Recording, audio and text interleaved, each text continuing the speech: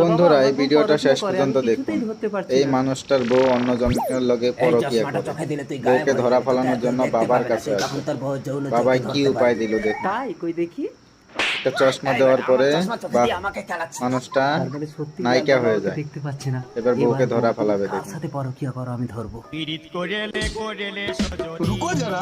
বউ তো অন্যজনের লগে। কে মারছে আমাকে? কে মারছে? আরে কি হচ্ছে এখানে? তো কেউ নেই, কে মারছো? কার হাতে মার খাইতেছে? বুঝতে পারছি না গো।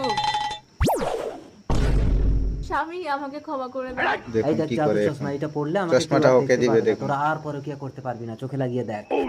তাই কই দেখি। এই তুই আমার চশমা পরে গায়েব হয়ে আমাকে লুটা এই দিস। তো উল্টা অ্যাকশন দাঁড়া, করতেছে। ব্যবস্থা করছি। Hello police. পুলিশ এসে কি করবে? সামনে আয়, গুলি করে দেবো কিন্তু।